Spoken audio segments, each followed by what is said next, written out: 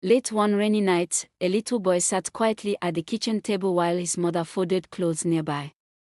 The house was still except for the sound of rain hitting the windows. Without looking up, the boy spoke in a calm voice that made his mother stop moving. "There were black horses," he said softly. "And my watch was broken when they put me in the box." His mother laughed at first, thinking he was telling another strange story. But then he described the funeral in detail. He spoke about muddy shoes near a grave. A woman screaming so hard she could barely stand.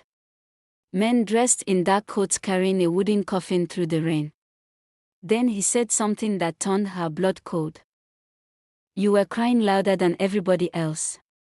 The problem was simple and impossible at the same time. The boy was only 6 years old. And the funeral he described happened many years before he was born. At first, his parents believed it was only imagination until they discovered the funeral had really happened. Before all the fear began, Daniel and Rebecca Carter were just trying to build a better life. Money was tight, and after years of struggling in the city, they moved with their young son to a quiet old town in rural Georgia.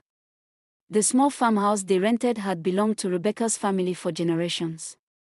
Life there felt peaceful. Safe. Their son Eli was quiet, smart, and strangely observant. He noticed details most children ignored. But he hated mirrors. He refused to go near the upstairs bedroom. And whenever Rebecca opened old family photo albums, Eli would leave the room without saying a word. Then one evening, he looked up at his mother and asked, "Mama, why did everybody cry when I died?" Rebecca tried to forget what Eli had said that night. She told herself he had seen something on television or heard adults talking. Children imagine strange things all the time. That was what she kept repeating to herself.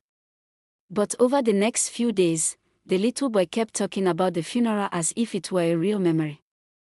One afternoon, while Rebecca washed dishes, Eli sat on the kitchen floor playing with crayons. "The coffin was dark brown," he said casually. "Not shiny." The rain made the wood wet. Rebecca looked over her shoulder. "What coffin, sweetheart?"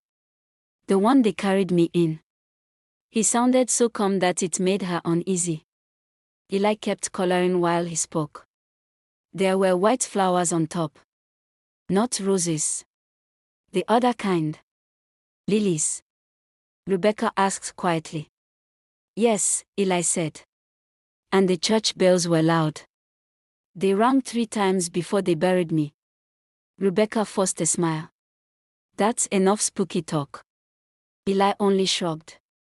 "The ground was muddy too. Everybody's shoes got dirty."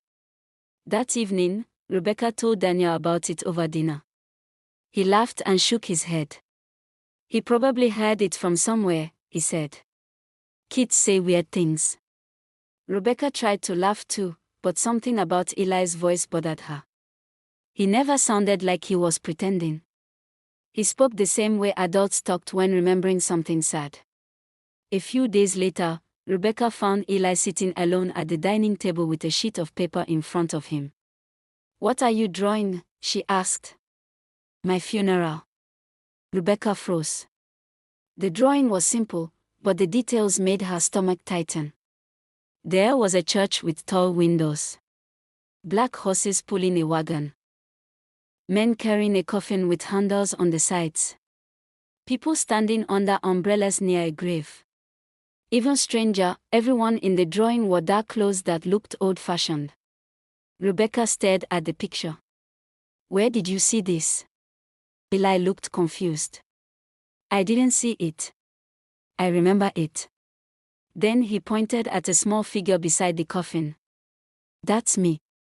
Rebecca forced herself to stay calm. "Baby, that can't be you." "Yes, it is," Eli answered softly. "I was bigger then." That night, Rebecca showed the drawing to Daniel. He laughed again at first, but even he grew quiet after looking closer. "What kind of 6-year-old knows about horse funerals?" he muttered. Rebecca didn't answer. because she knew something Daniel did not. When she was a little girl, her grandmother once told her stories about old burials in that town many years ago. Back then, before funeral cars became common, black